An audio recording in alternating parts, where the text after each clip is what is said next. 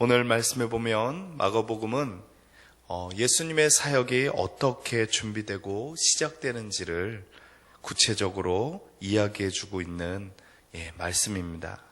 먼저 예수님께서는 세례를 받으시고 세례를 통해서 처음 사역의 시작을 하게 됩니다.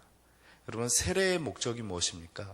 세례는요, 죄로 말미암아 내가 죄의 종되었던 삶에서 내가 온전히 죽어지고 다시 부활하는 삶, 하나님이 원하는 삶으로 나가는 것, 그것이 바로 세례의 목적입니다. 그래서 세례는 출애굽 사건에서를 통해서 시작이 되는데요, 출애굽을 할 때 이스라엘 백성들이 홍해를 건너지 않습니까? 먼저는 유월절을 통해서 이 이스라엘 백성들이 원래는 다 죽어 마땅한데 그 이스라엘 백성들 대신에 양과 염소의 피를 발라 문설주에 발랐을 때 하나님의 신이 이 이스라엘 백성들은 다 넘어가고 애굽 사람들의 장자들만 죽였던 사건을 보게 됩니다. 그래서 이스라엘 백성들은 그 유월절 사건을 통해서 자유함을 갖게 되고요. 그리고 이 홍해의 사건을 통해서 진정한 세례의 의미를 깨닫게 되는 것입니다. 그래서 홍해를 통해서 건너가면서 자신의 예전에 종되었던, 노예되었던 그 삶들을 내려놓고 이제 자유인으로서 하나님의 자녀로서 살아가게 되는 것이죠. 그렇게 하나님의 자녀로서 살아가는 데 있어서 옛날 습성들을 하나하나씩 다듬어가는 사건은 바로 광야의 사건입니다. 어쨌든 그것을 통해서 하나님께서는 이 이스라엘 백성들을 참된 자유인으로 만들어갔습니다. 이 광야 출애굽 여정서부터요, 이 광야의 이 사건들 쭉 가나안 땅까지가 신앙의 순례에 있어서 중요한 과정들입니다. 그 과정에 맞게 예수님도 먼저 세례부터 시작을 하는 것이죠. 그렇게 세례부터 시작한 예수님께서 그 다음에 성령의 인도함을 따라 광야에서 시험과 연단을 받습니다. 중요한 것은 성령의 인도함을 따라. 우리는 때론 시험 들었다, 우린 사람에게 시험을 받는다라고 종종 생각하지만 그 뒤에는요, 하나님의 주권하심이 있음을 기억하면 좋겠습니다. 하나님께서는 그런 시험들을 통해서 원하시는 것은 무엇이냐면 우리가 온전해지는 것입니다. 그래서 어떠한 상황에서도 그 마음이 흔들리지 않기를, 온전히 주님만을 바라보기를 원하시는 것입니다. 그렇게 예수님께서 이제 첫 세례와 또한 성령을 통해서 광야에서 시험의 과정들을 거치시고 난 뒤에 주님께서 첫 복음을 전하시는데 그 복음이 뭐냐면 하나님의 나라가 가까웠다는 것입니다. 그러면 우리가 하나님의 나라가 무엇인가 우리가 참 고민이 되죠. 생각이 듭니다. 하나님의 나라는 예수님의 삶들을 통해서 친히 예수님이 보여주셨습니다.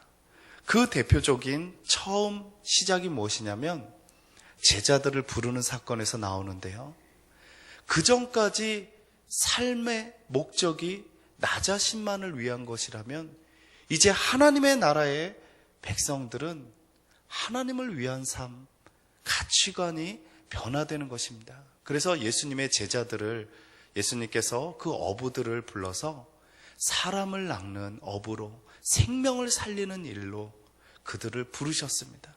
그들은 그냥 어부로 살 때는요, 하루하루 벌어서 살아가는 인생이었습니다. 내일 죽을지 모르는 인생. 그래서 다 아시겠지만 이렇게 어촌에 사시는 분들은 배를 가지고 있으면 굉장히 부자였잖아요, 예전에. 그런데도 미래가 없이 삽니다. 왜 미래가 없이 살까? 왜냐하면 내가 언제 죽을지 모르기 때문에. 그렇게 예수님은 그렇게 제자들을, 어부들을 부르시면서 새로운 삶으로 그들을 이끌어 주셨습니다. 그리고 구체적으로 하나님 나라가 무엇인지를 그 다음에 쭉쭉 보여주고 있는데요. 우리가 보통 하나님의 나라 하면 땅, 좋은 곳, 좋은 미국과 같은 그런 나라로만 생각하는데, 나라가 되기 위해서는요, 세 가지가 필요합니다. 하나는 영토, 그 다음에 국민, 그 다음에 주권입니다. 그 주권을 보호해주는 것이 헌법이죠. 그런데 하나님의 나라도 마찬가지입니다. 하나님의 나라, 천국, 하나님 계신 그 너무나도 좋은 곳뿐만 아니라 하나님의 백성, 하나님의 자녀가 필요하고요. 그 다음에 하나님의 법, 하나님의 의가 필요한 것입니다. 그래서 예수님께서는 우리가 갈 곳은 저 하늘나라이지만 이 땅에서 하나님의 백성들과 또한 하나님의 뜻이 이루어지도록, 그래서 하나님의 나라가 임하도록 그렇게 복음을 선포한 것입니다. 그래서 그 하나님의 나라가 임하는 것 중에는요, 대표적인 것이, 아까 가장 중요한 것은 생명을 살리는 것입니다. 왜냐하면 우리가 죄로 말미암아 하나님과 우리가 분리가 되고 우리가 죽음의 선고를 받지 않았습니까? 그래서 하나님의 나라는 바로 생명을 일으키는 것이고요, 생명을 살리는 것입니다. 그런데 여러분 아시겠지만 목숨이 있다고 해서 그게 생명답다 이렇게 생각하지 않습니다. 여러분 중환자실에서요, 목숨만 연명하는 그런 삶을 보고 우리가 생명이 있다라고 생각하지 않습니다. 우리가 또한 마찬가지입니다. 내가 육체만 건강하다 해서 삶을 그냥 허랑방탕하게 사는 사람을 보고서 정말 생명 있는 삶이다 이렇게 바라보지 않습니다. 그렇죠? 생명은 하나님의 온전하심을 입는 것입니다. 그래서 예수님께서는요, 21절에 나오는 가버나움에 귀신 들린 사람, 그 귀신의 지배를 받는 사람들요, 그래서 사단의 종로로 타면서 사는 사람, 그 사람에게 찾아가서 그 사람의 삶을 회복시키는 것입니다. 제가 그 박예농 목사님이라고 예전에 거의 무당까지 될 뻔하셨던, 그런데 신앙을 갖고서 변화되신 그 목사님의 간증을 들으면서 정말 귀신 들림이라는 게 그렇게 무서운 거구나를 깨닫게 됩니다. 여러분, 그 무당들이요, 가장 자녀에게 주고 싶지 않은 직업이 뭔지 아시죠? 무당이에요. 신이 한번 내리면 진짜 자기의 모든 에너지를 다 그냥 뺏어가고 자기의 생명이 확확 줄어감을 느낀다는 거예요. 그런데 예수 그리스도로 말미암아 우리가 하나님의 지배를 받지만 그 지배가 귀신의 지배와는 다르게 하나님의 지배를 받을 때 하나님의 백성들은요, 그 안에 생명이 일어나는 것입니다. 기쁨이 일어나는 것이고요, 행복이 일어나는 것입니다. 그리고 이 땅에 살아가는 사람들 중에 온전한 삶으로 나아가지 못하게 방해하는 것 중에 하나가 바로 병입니다.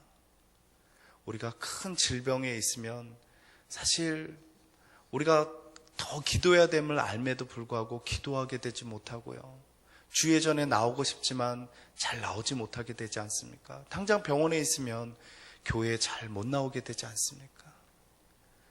이때 당시에도 많은 사람들이 병으로 인해서 하나님께로 나아가기 힘들어하는 많은 사람들이 있었습니다. 대표적인 병이 바로 나병입니다. 여러분, 나병은요, 모든 관계를 끊어놓습니다. 여러분, 이스라엘 백성들 중에 나병이 걸리면요, 사람들이 사는 그 마을에 절대 들어올 수 없습니다. 들어오면요, 돌로 던지고요, 사람들이 지나가면 내가 저주받은 사람이라고 크게 외쳐야 됩니다. 왜냐하면 다른 사람이 나로 인해서 부정을 타면 안 되기 때문에. 가족관계도 한 번에 끊어버리는 것이 나병입니다. 제가 어젠가 그 새벽 차량 때 얘기한 것처럼 저는 그 면목동에서 태어났고요, 자란 곳이, 어릴 때 자란 곳이 망우동입니다. 옛날 망울이라고 그랬어요. 거기는 많은 공동묘지가 많았어요. 그래서 어릴 때 주로 놀았던 곳이 공동묘지입니다. 그래서 병 줍고 삐라 줍고, 그게 이제 가장 많이 했던 놀이 중에 하나인데, 거기에 그 어릴 때 나병 환자들이 종종 내려왔어요. 마을에 무언가 음식을 얻으려고.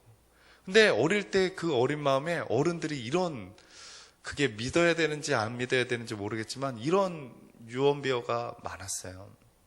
나병 환자들이 어린아이를 데려다가 이렇게 간을 빼어먹어서 이렇게 낳는다, 막. 여러분 어릴 때 그런 이야기 들으신 적 있으십니까?